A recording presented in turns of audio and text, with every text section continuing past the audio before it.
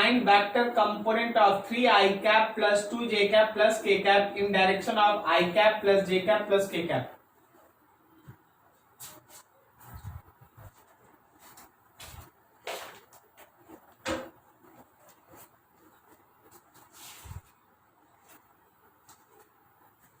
हो गया? कितना answer? 2 I cap plus j cap plus k cap. 2 I cap plus j cap plus k cap. 2 into I cap plus j cap k cap. ये answer? Yes sir. क्या जी सबका यही आया?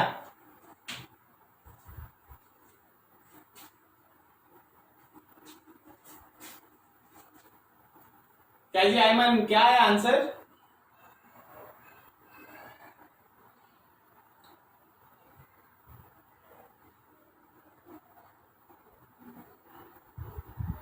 Sir ये नहीं आया। चलो बनाते हैं फिर। Vector A is 3 I cap 2 j cap plus k cap and vector b is I cap plus j cap plus k cap. According to question, component of A in direction of B find out करना है। मतलब A cos theta निकालना है और साथ में लगेगा B cap.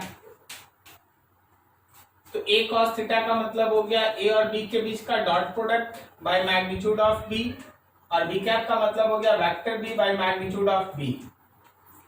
So A dot B अगर आप निकाले 3 2 1 3 प्लस 2 प्लस 1 और B का मैग्नीट्यूड हुआ √3, यहां भी √3 और ये हो गया I cap plus J cap plus K cap और फिर से यहां भी √3, ऊपर हो गया 6, नीचे √3 और 3 का 3 I cap plus J cap plus K cap. 3 से 6 कटा 2 times, so your answer is 2 of I cap plus J cap plus K cap. सही आंसर आदित्य बाबू, बिल्कुल सही। बाकी सबसे क्यों नहीं बना जी? क्या प्रॉब्लम हो गया इसमें?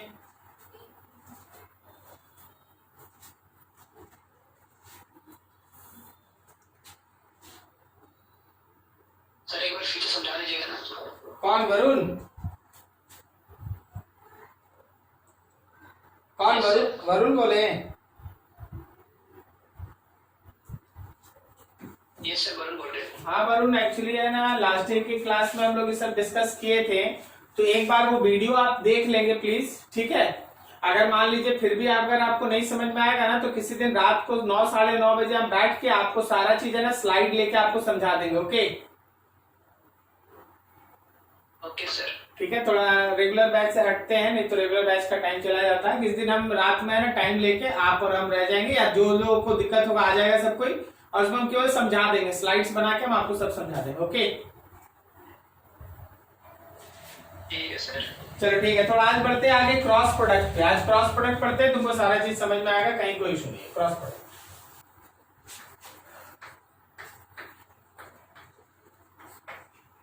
क्रॉस प्रोडक्ट जिसका दूसरा नाम है वेक्टर प्रोडक्ट। क्रॉस प्रोडक्ट दूसरा नाम है, आप बोल के रखते हैं वेक्टर प्रोडक्ट। देखिए और सुनिए, हमारे पास दो वेक्टर है, एक वेक्टर एक दूसरा वेक्टर, और जब ये दोनों वेक्टर मल्टीप्लाई हो तो फिर से जो आपको मिले वो भी एक वेक्टर है। हमारे पास दो वेक्टर है और जब ये दोनों वेक्टर एक दूसरे से मल्टीप्लाई हो तो फिर से जो बने वो भी आपका एक वेक्टर है। ठीक है, इसको कहते हैं क्रॉस प्रोडक्ट। तो अगर मेरा फाइनल क्वांटिटी फिर से एक वेक्टर है तो आपको यहाँ पे उसके मैग्नीट्यूड के बारे में भी पढ़ाई करना होगा और उसके डायरेक्शन के बारे में भी देखना होगा। So first of all we have to think about the magnitude. मान लो जैसे हमारे पास ये एक टेबल का टॉप है, 3 डायमेंशनल फिगर है, बी केयरफुल। ये तुम्हारा टेबल टॉप है। अब इस टेबल में दो वेक्टर है, एक वेक्टर है ए वेक्टर और एक वेक्टर है बी वेक्टर। हमेशा ध्यान रखना कि इन दोनों वेक्टर से मिलके जो क्रॉस प्रोडक्ट होता है उसका जो मैग्नीट्यूड है वो हमेशा एरिया ऑफ पैरेललोग्राम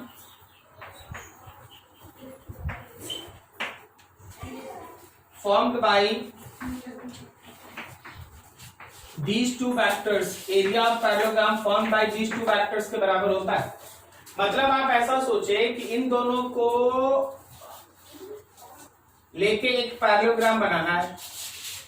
अब इस पैरेललोग्राम के अंदर का जो एरिया आपके पास आएगा वही एरिया इसका क्रॉस प्रोडक्ट का मैग्नीट्यूड होता है।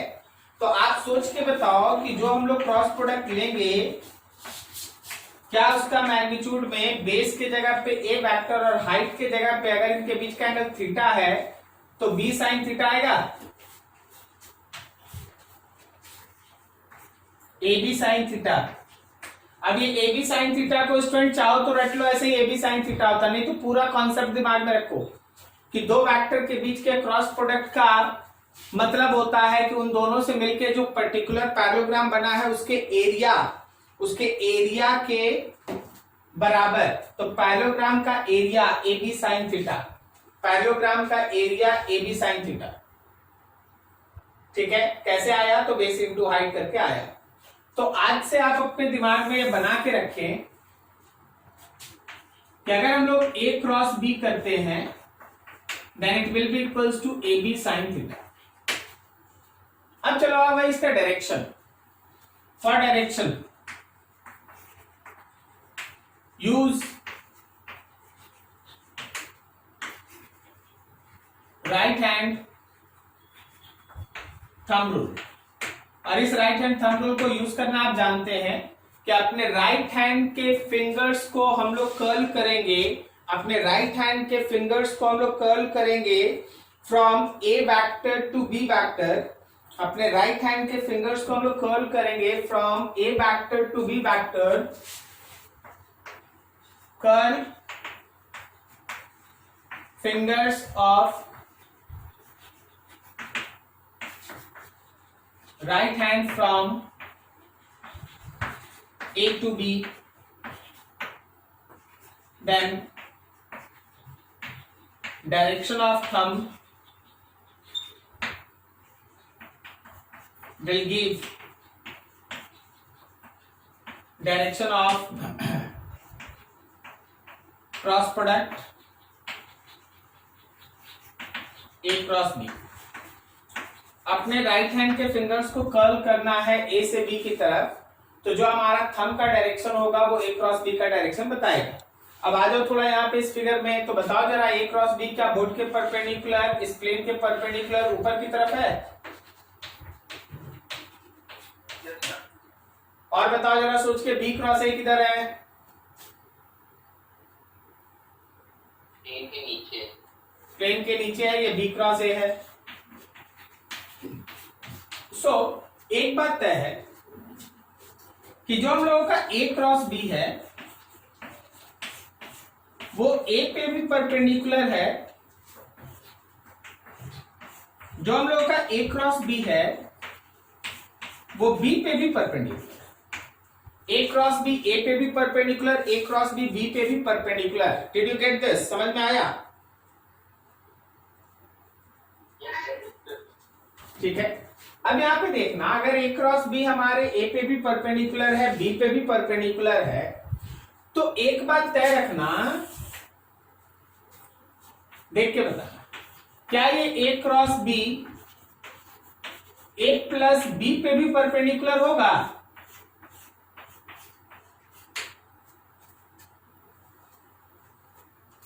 नहीं समझा? अरे अगर आप यहां देखिए, आप इस फिगर को देखिए,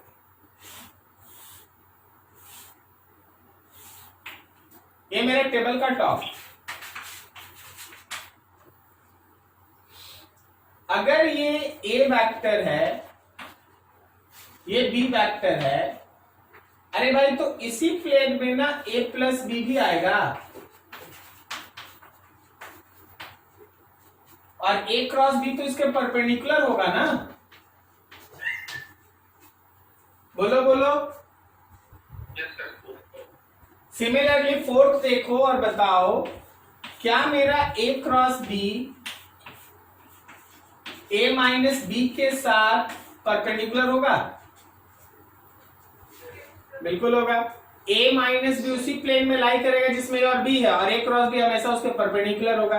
अगला देख के बताओ क्या ए क्रॉस बी और बी क्रॉस ए इक्वल है?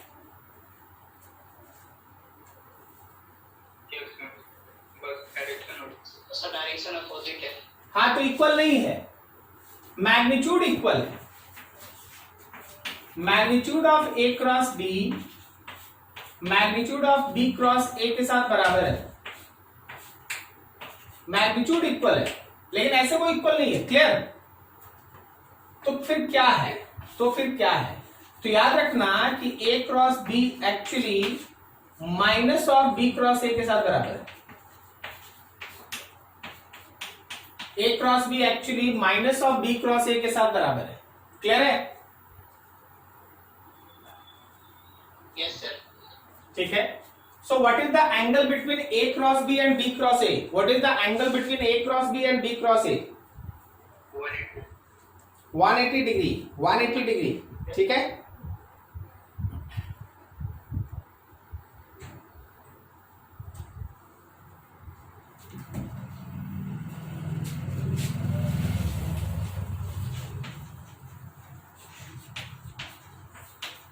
Angle between A cross B and B cross A is 180 degree. अब देखो इस पूरे सिनारियो में एक बात तो तय हो गया ना कि ये जो हम लोगों का A क्रॉस B है वो इस प्लेन के नॉर्मल के डायरेक्शन में है, इसलिए हम लोग कैलकुलेशन में एन कैप यूज करते हैं। देखना बहुत जगह तुमको इसके साथ लिखा मिलेगा एन कैप। तो एन कैप का मतलब होता है नॉर्मल यूनिट वेक्टर, एक ऐसा यूनिट वेक्टर जो प्लेन के परपेंडिकुलर है, नॉर्मल है। ठीक है, यहां तक नोट करो फटाफट।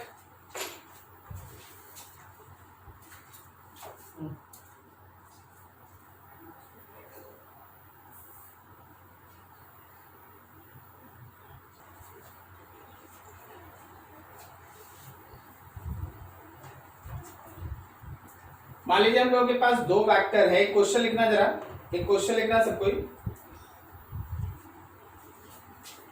To vectors are inclined at an angle theta. Question लिखो, two vectors are inclined at an angle theta, then find angle between vectors,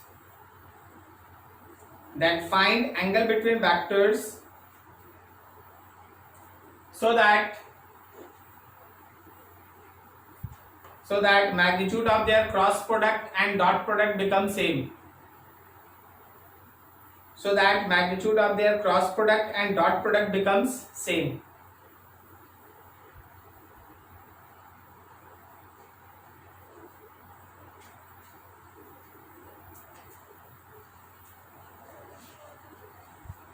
बोलो कितना?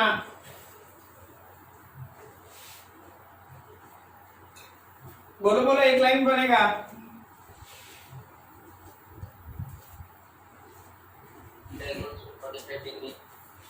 क्या? 45 डिग्री। हाँ बिल्कुल सही, बिल्कुल सही। Magnitude of cross product and dot product same. तो ये हो गया भाई ए बी साइन थीटा, और इधर हो गया A B cos theta. A B cancel, theta का वैल्यू 45 डिग्री। ठीक है, तो ऐसी चीज है ना, हम लोग का चलता है, लेके चलना है।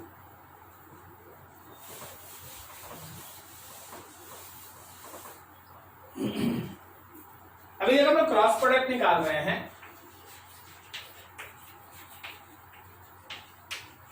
if vectors are given in terms of I cap, J cap and K cap, अगर वेक्टर्स आई कैप, जे कैप और के कैप के फॉर्म में दिया है तो हम लोग क्रॉस प्रोडक्ट कैसे निकालते हैं। मान लो हम लोगों के पास ए वेक्टर है ऐसे, मान लो हम लोगों के पास ए वेक्टर है ऐसे, ट्रैक करना उसको, और बी वेक्टर कुछ ऐसा, A vector and B vector both are given in this way. अभी हम लोग को क्या करना है, ए क्रॉस बी निकालना है। तो आप लोग है ना वो डिटरमिनेंट से क्रॉस प्रोडक्ट निकालना ऐसा सीखे होंगे मैथमेटिक्स में। हम I cap, J cap, K cap, I cap, J cap लिख दिया। अब ए वेक्टर को लिखो A x, A y, A Z, A x और ए वाई। उसी तरह बी वेक्टर को लिखो B x, B y, B z, B x, B Y.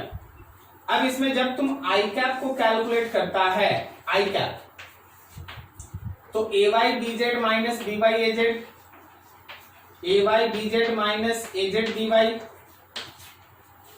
फिर जब तुम जे कैप कैलकुलेट करता है तो इसके आगे बढ़ो, plus J cap A Z B x minus A x B z. फिर जब तुम के कैप को कैलकुलेट करता है, प्लस के cap, then it is ax by minus ay bx। तो ऐसे हम क्रॉस प्रोडक्ट का वैल्यू निकालते हैं if vectors are given in terms of I cap, J cap and K cap. थोड़ा सा इस पे आपको प्रैक्टिस करना होगा। वैसे आपका मैथमेटिक्स जिनका है उनके लिए ये चीजें आप मैथमेटिक्स में भी कर रखे हैं, अदरवाइज एक दो क्वेश्चन छोटा छोटा आप बना लीजिए बस। मान लीजिए ए का वैल्यू है 3 I cap plus 4 J cap minus 6 K cap, and vector B है I cap plus J cap plus 2 K cap. तुम्हारा काम ये है कि magnitude of A cross B निकालना। दूसरा example, if position vector is I cap plus 3 J cap plus 5 K cap and force vector is 3 I cap plus 2 j cap plus k cap, then find torque। आप torque vector निकाले, वैसे torque product torque होता है R cross F। चलो दोनों फटाफट calculate करो, तो फटाफट कैलकुलेट करके हमको बताओ, बोलो। सर वो I cap J cap, sir I cap J cap K cap तो सर ले ली, समझ में आ रहा। उसके बाद आई कैप और जे कैप क्यों लिए?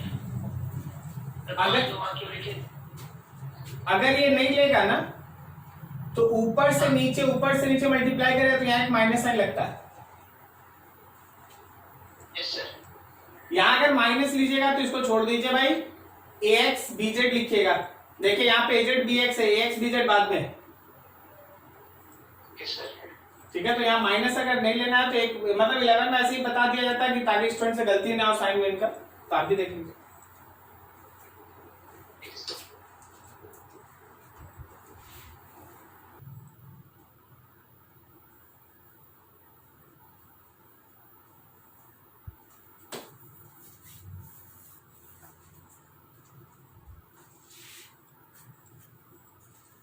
कितना है जी फर्स्ट वाला?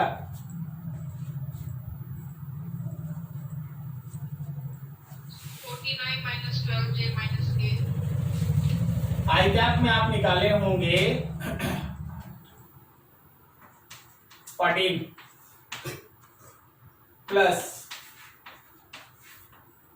जे कैप में आप लिखे होंगे -12 ना, हाँ सर। प्लस के कैप में आप लिखे होंगे -1, इसका मॉड।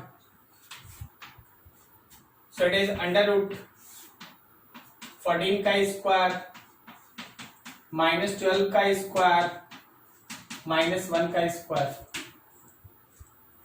ठीक है, अब यहाँ पे जब आप R क्रॉस F निकाल रहे हैं तो टॉर्क होगा, आप लोग अपना आंसर मैच कर लीजिएगा। आई कैप के साथ होगा -7, जे कैप के साथ होगा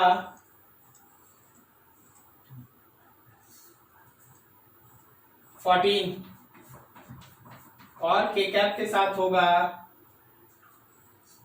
-7। ये रहा क्रॉस प्रोडक्ट। देखो जरा मैच करो फटाफट अपना।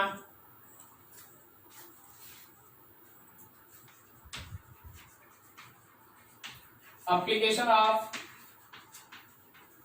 क्रॉस प्रोडक्ट, इस प्रोडक्ट क्रॉस प्रोडक्ट का एप्लीकेशन ऑफ क्रॉस प्रोडक्ट, जरा गौर करना इसमें। सबसे पहला है बाय यूजिंग क्रॉस प्रोडक्ट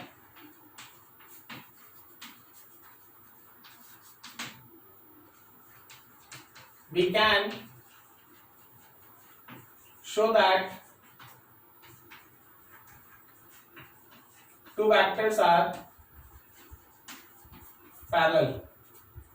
दो वेक्टर पैरेलल है, इसको शो करने के लिए आप क्रॉस प्रोडक्ट का सहारा ले सकते हैं। अगर हम तुमसे बोले कि दो वेक्टर पैरेलल है और किसी तरीके से कोई अननोन निकालो या कुछ निकालो तो क्रॉस प्रोडक्ट हेल्प करता है। जैसे मान लो अगर दो वेक्टर पैरेलल हो गया, सपोज ए वेक्टर और बी वेक्टर पैरेलल हो गया, तो ऑब्वियसली उनके बीच का एंगल थीटा हो गया 0 डिग्री। और अगर थीटा 0 हो गया तो उनका जो क्रॉस प्रोडक्ट आप लिखते हैं क्या वो वैल्यू 0 आया?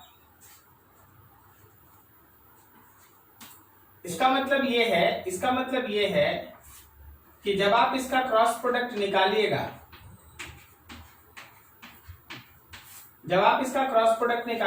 ax ay az ax ay, उसी तरह bx by bz bx by, याद रखना that will be equals to 0। ये 0 होगा, ठीक है। तो जब कभी भी आपका दो वेक्टर्स पैरेलल हुआ, ऑलवेज रिमेंबर कि उनके बीच का क्रॉस प्रोडक्ट का वैल्यू है ना 0 होगा। अब देखो जैसे मान लो हम तुम्हारे सामने एक क्वेश्चन रख दे, वैसे हम यहां से एक चीज तुमको बताना चाहेंगे। एक और भी छोटा सा ट्रिक है, उसको भी आप यूज कर सकते हैं। अगर दो वेक्टर्स पैरेलल है,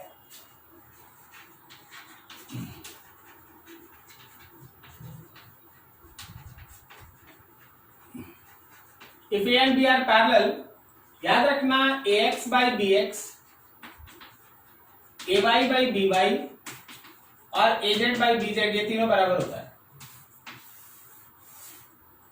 अगर तीन वेक्टर पैरेलल हुआ तो ax by bx, ay by by और az by bz ये तीनों रेशियो बराबर होता है। वो आप यहीं से निकाल सकते हैं, इसको 0 से इक्वेट कीजिएगा, यही क्वेश्चन है। तो आपके पास दो चीज हो गया जहां से आप दो वेक्टर्स को पैरेलल प्रूव कर सकते हैं या उससे एसोसिएटेड कुछ वैल्यू अननोन फाइंड आउट कर सकते हैं। दूसरा इंपॉर्टेंट एग्जांपल या एप्लीकेशन है इसका, we can find area of parallelogram और triangle by using cross product. ये क्या है जरा गौर से, ये हम लोग के पास दो वेक्टर, ये बाई ए वेक्टर और ये बाई बी वेक्टर, इन दोनों वेक्टर से आप एक पैरेललोग्राम बनाएं। जब आप इस क्रॉस प्रोडक्ट के वैल्यू का मैग्नीट्यूड फाइंड आउट करते हैं तो वो एरिया ऑफ पैरेललोग्राम होता है। लेकिन सोचो कि अगर हम इसको ऐसे बीच से कट कर दें तब तो ये ट्रायंगल हो जाए। तो अगर हम half of A cross B निकालेंगे तो क्या वो एरिया ऑफ ट्रायंगल होगा? Yes sir. तो जब भी कुछ ऐसा क्वेश्चन हो जिसमें ट्रायंगल या पैरेललोग्राम के एरिया से रिलेटेड डिस्कशन हो, याद रखना कि क्रॉस प्रोडक्ट हेल्प करेगा। और तीसरा important application, very very important application actually, वो है परपेंडिकुलर वेक्टर फाइंड आउट करना। थर्ड है bye using cross product we can find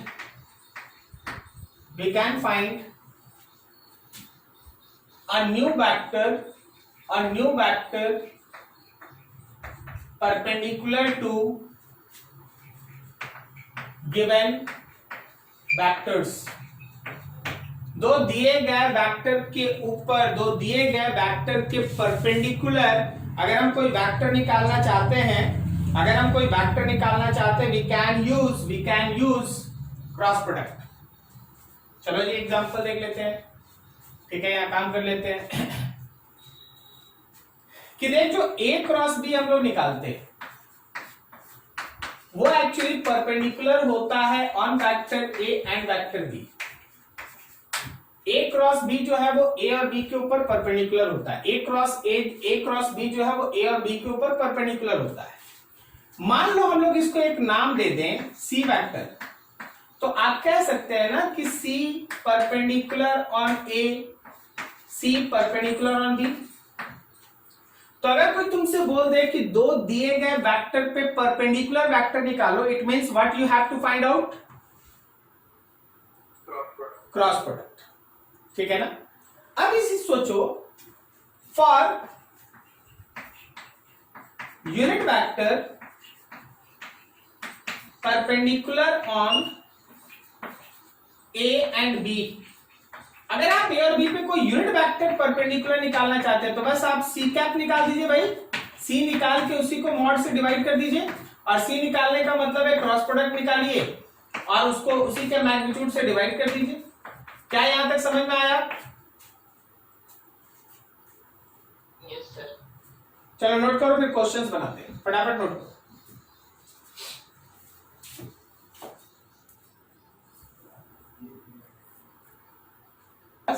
एक प्रिज्म शेप है,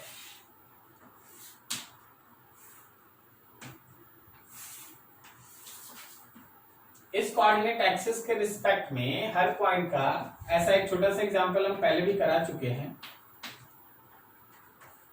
ऐसा, ठीक है। अभी बोला गया कि कोऑर्डिनेट देखिए भाई, सपोज इसका कोऑर्डिनेट है 2 1 3, इसका कोऑर्डिनेट है 1 2 3 1 2 4, इसका कोऑर्डिनेट हो गया 3 1 5, और इसका कोऑर्डिनेट भी हो गया 2 1 6, लाइक दैट, ठीक है, समथिंग लाइक दैट। तुमसे बोला गया find area of this particular base, find area of base, उस बेस का एरिया फाइंड आउट करो। How you can proceed? कैसे बनाओगे? हाँ, क्रॉस प्रोडक्ट का हाफ, लेकिन उसको निकालने तक भी तो काम करना होगा ना। तो देखो मेरे पास एक मेथड, आप यहां से OA वेक्टर लिख लीजिए और आप यहां से OB वेक्टर लिख लीजिए और आप यहीं से OC वेक्टर भी लिख लीजिए। अब देखिए OA वेक्टर और इसको यूज करके AB वेक्टर निकालो और फिर निकालो AC वेक्टर, मिल गया AB वेक्टर और AC वेक्टर। बोलो बोलो। एक बार अगर AB वेक्टर और AC वेक्टर मिल गया तो आप उसके क्रॉस प्रोडक्ट के हाफ को एरिया में कन्वर्ट कर सकते हैं। जैसे देखिए एकदम सिंपल सा हम एग्जांपल दिखाते हैं, आप देखिए इसको समझिएगा। क्या हम इस फिगर के हिसाब से सीधा AB vector is equals to OB vector minus OA vector लिख दें? बोलो बोलो। Yes sir. अरे यार ट्रायंगल लॉ लगा है, ट्रायंगल लॉ, ये वेक्टर और ये वेक्टर मिलके इसके बराबर होगा। Yes sir. तो ये वेक्टर क्या हुआ? OB vector minus OA vector. अब OB वेक्टर मतलब ये और OA वेक्टर मतलब ये, तो 1 में से 2 माइनस किया माइनस आई कैप, 2 में से 1 माइनस किया प्लस जे कैप, और 4 में से 3 माइनस किया प्लस के कैप। ये हो गया मेरा AB वेक्टर। क्या आप सभी को समझ में आया? Yes sir. अब इसी तरह हम AC वेक्टर निकालते हैं। AC वेक्टर का मतलब हो गया OC माइनस OA, तो OC मतलब ये 3 minus 2 is 1 I cap, 1 minus 1 is 0 J cap, 5 minus 3 is 2 K cap. तो दिस इज AC वेक्टर। अब आपको चाहिए उस पर्टिकुलर बेस का एरिया, आपको चाहिए उस बेस का एरिया। तो अगर आपको एरिया ऑफ ट्रायंगल ABC चाहिए तो आप half of cross product AB cross AC लेंगे। क्या ये समझे आप? Half of A B cross A C आप लेंगे, ठीक है। अब यहाँ पे गौर करना, 1/2 A B cross A C, A B cross A C, I cap J cap K cap, I cap J cap, -1 1 -1 -1 1 1 -1 और 1, और नीचे 1 0 2 1 0 2 1 0। So this will be equals to 1/2 of, याद रखना मॉड निकालना पड़ेगा, मॉड बाद में कर लेंगे, अभी ऐसे लिखते हैं। तो आई कैप जब लिखे तो 2 - 0 मतलब 2, जे कैप जब लिखे तो 1 - 2 मतलब 3, और जब हम के कैप लिखे तो 0 - 1 -1, याद रखिए इसका magnitude. So it is 1/2 of √2 का स्क्वायर, 3 का स्क्वायर, -1 का स्क्वायर। सॉल्व कर लिए, जो है वही आंसर। क्या आपको समझ में आया कैसे चला? अच्छा, अगर हम एरिया स्पेस का पूछ लेते हैं, हाउ यू कैन प्रोसीड? कौन कौन दो वेक्टर निकाल के क्रॉस प्रोडक्ट निकालना पड़ता? एडी वेक्टर निकालते, एडी वेक्टर और बीडी वेक्टर, सही है। और उसके बाद फिर सॉल्व करते हैं, सही है ना? तो ऐसी चीज को सोचना पड़ेगा, क्लियर है? एडी और एबी भी तो निकाल सकते हैं। एडी और एबी, हाँ बिल्कुल निकाल सकता है, एडी और एबी भी निकाल सकता है। एडी और एबी निकालेगा, फिर क्रॉस प्रोडक्ट निकालेगा, ये निकल जाएगा, एकदम सही, ठीक है।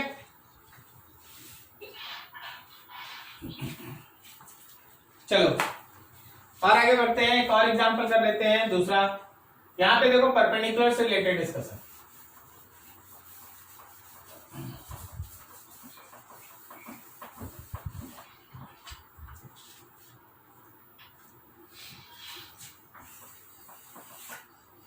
देखो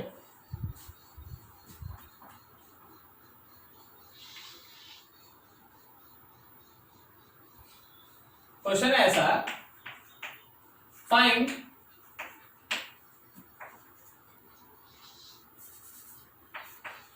फॉर एक vector 3i cap plus 2j cap plus 3k cap, और बी एक vector i cap plus j cap plus 2k cap. अच्छा, इसको आपको ट्राई करना है, ठीक है। Find first vector perpendicular to A and B. एक वेक्टर निकालो जो ए और बी पे परपेंडिकुलर हो। दूसरा, a unit vector perpendicular on A and B. एक यूनिट वेक्टर निकालो जो ए और बी पे परपेंडिकुलर हो। Third is very interesting. Actually हम चाहेंगे कि आप ट्राई करें, अगर नहीं बनेगा तो फिर बताना मेरा काम है, ठीक है। बट इनिशियल आपका अटेम्प्ट क्या है? A vector perpendicular to A and B but its magnitude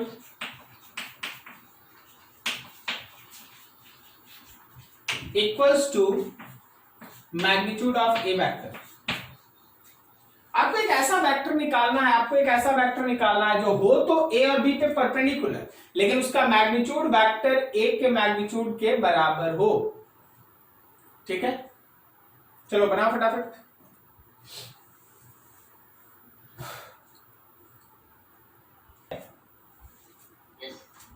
क्या सबको समझ में आया ये बात?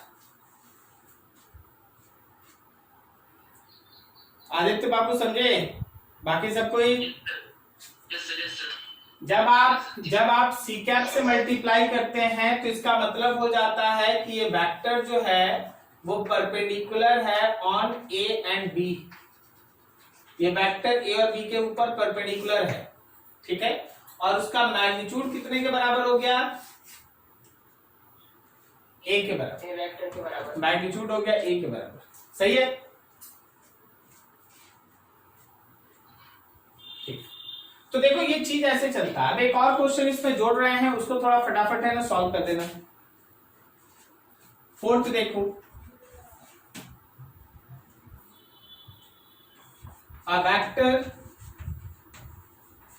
perpendicular to A and B,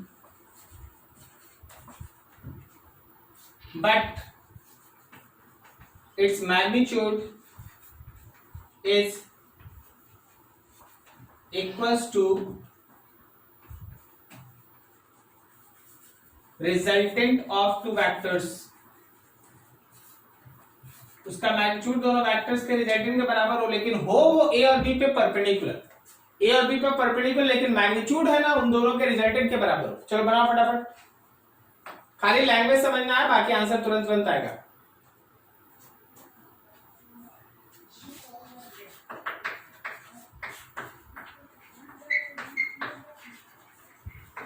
find value of m and n so that these two vectors becomes parallel,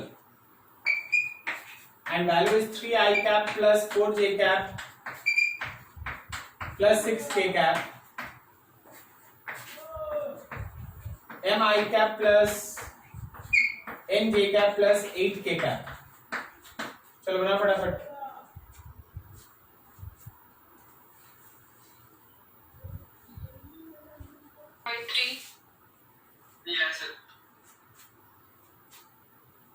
ठीक है, आप कैसे बना सकते हैं? तो क्या हम लोग सीधा सीधा 3/m is equal to 4/m and 6/8। ठीक है, तो इसको हम लोग इक्वेट किए तो हमारे m का वैल्यू कितना आ गया यहाँ से? 4 आया। और n का वैल्यू कितना आया? 16/3 हो गया सभी का? ठीक है, तो क्रॉस प्रोडक्ट में यही था, आपको क्रॉस प्रोडक्ट निकालने आना चाहिए और चीज को है ना फटाफट सॉल्व करने आना चाहिए। अभी देखो जैसे इसका हम अब अप्लीकेबल जो फिजिक्स में क्वेश्चन जैसे आता है वो थोड़े ध्यान से देखना। j cap plus 4k cap is acting at point 1, 2, 3, then find its torque about 0, 1, 4। चलो ट्राई करो फटाफट।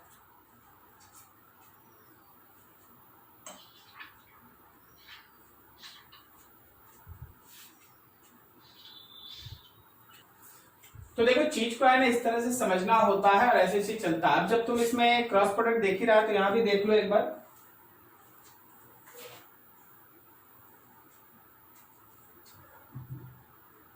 हमारे पास सबसे पहला चीज क्या है ना, इस फिगर को समझना। एक फोर्स है जो इस पॉइंट पे लग रहा है, मान लीजिए फोर्स इस पॉइंट का कोऑर्डिनेट दिया है 1, 2, 3 और इसका टॉर्क निकालना है इस पॉइंट के अबाउट में और इस पॉइंट का कोऑर्डिनेट है 0, 1, 4। तो तुमको है ना ये वेक्टर चाहिए, पोजीशन वेक्टर। अब इस वेक्टर को निकालने के लिए मान लो जैसे इसको ए और बी लिखते हैं, तो ए बी। अब आप तो ये सीखे हैं ना, क्या ये आर कौन लिखते हैं? O B vector minus O ए वेक्टर। अरे बोलो बोलो। 1 में से 0 गया 1, 2 में से 1 गया 1, 3 में से 4 गया माइनस। मतलब अब आपका काम क्या है कि अगर आपको टॉर्क चाहिए तो आपको आर क्रॉस एफ निकालना होगा। आर क्रॉस एफ, ठीक है। आर का वैल्यू हम लोगों के पास आई cap plus J cap minus के कैप और क्रॉस प्रोडक्ट निकालना है इस एफ के साथ। एफ कितना हम लोगों के पास? 3i cap plus 2j cap plus 4k cap. चलो क्रॉस प्रोडक्ट निकाल दो आंसर। क्या आपको समझ में आया?